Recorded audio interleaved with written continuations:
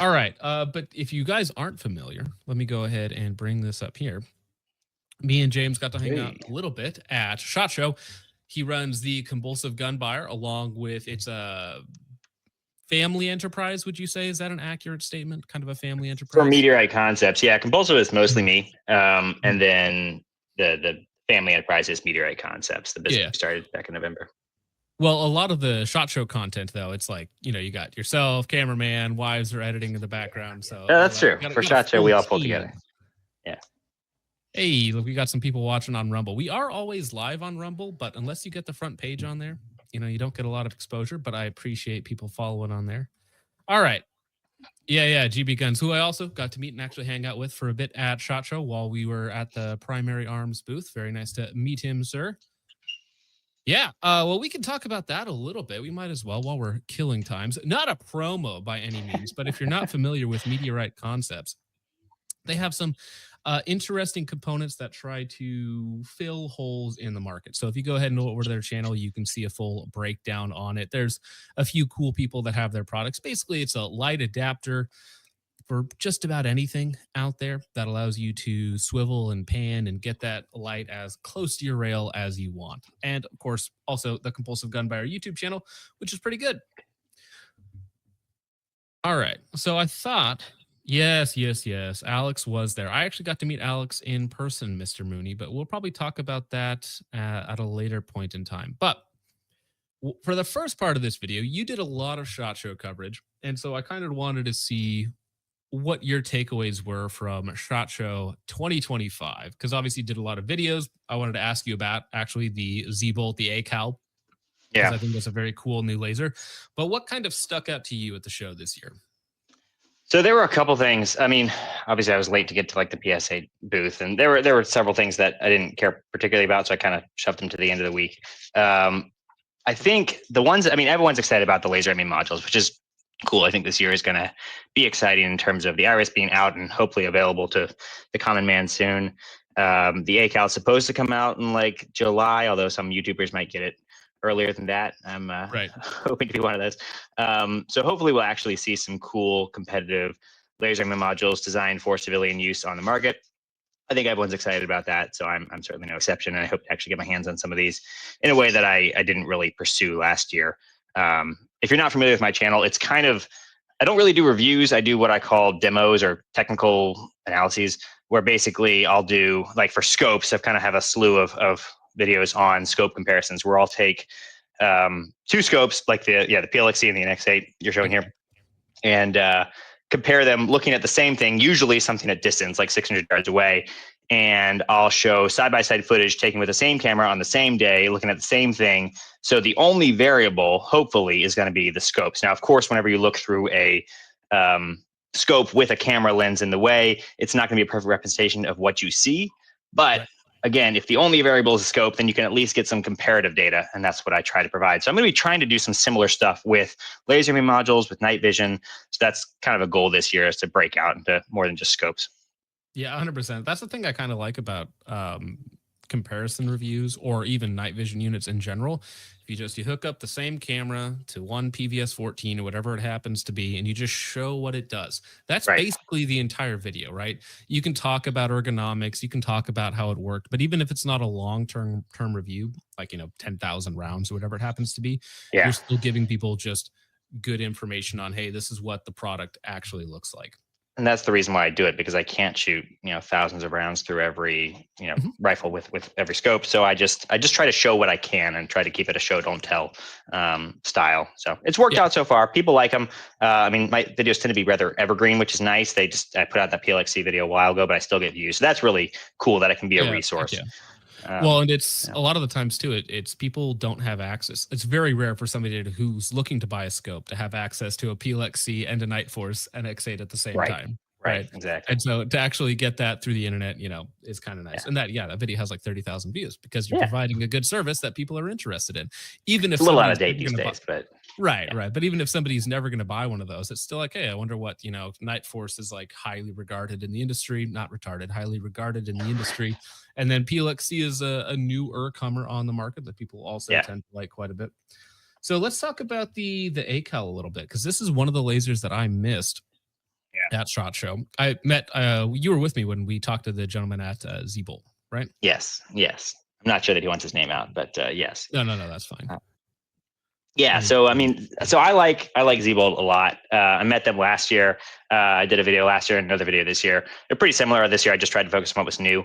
I tried to do that with pretty much all my SHOT Show coverage. Whereas like at Holosun, there was nothing new except for the fact that the Iris was out. And I don't know if we're talking much about the Iris 4 last year, so we talked a little bit about that. But so on the Z-Bolt, they have upgraded their. Well, first of all, it's working, whereas before I don't think it was really working last year. I think the illuminator was maybe still an LED illuminator, it just wasn't working. So it's basically just like the D-ball with even that.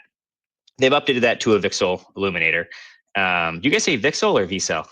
I say VCSEL, but then I was listening to this video and he kept saying VCSEL. So I mean, if it works, it works. There you go.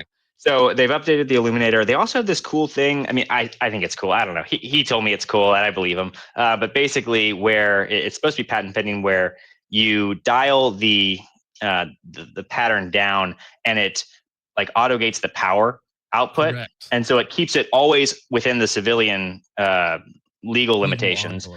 But it allows for a very powerful beam when it's tight, and then when you pull it out, it also allows you to keep that power, because you need a lot more power when it's going to be a wider spread. And yeah, so that seemed cool. Yeah, so from what I got from the video is essentially there's a chip on board that maintains the power, because the power is measured at a singular point, which means that when you have it a lot wider, you can actually legally for a US made product, push a lot more power through it to keep that point brightness the same. Right. So, which is useful, of course, which is why I think the original, what was it? The L3 at PLC, they had it set static at a very wide frame so that they could go up to like 3 milliwatts or something, right? Because at the singular point, it was quote unquote brighter. Now, the interesting thing about the ACAL is it's like 100% USA made or something, which is one of that's my understanding. Yeah, it's totally USA made. It's looking to be about $500 more expensive than the Holosun. But I don't know. It feels sturdier. Like I guess I'm biased to the USA made, but it definitely, and just because I know these guys, and the Holosun looks great. It looks like it'll be good. Although to me, it still feels just a little bit, I don't know, like cheap Chinese cat toy with a lot of power. But like I said, I'm biased. So the other thing about the ACAL is that it's got the laser over the bore, which I think is unique to them, except from the BE Myers, the new kind of MAL, which isn't for civilian use anyway, so at least not yet.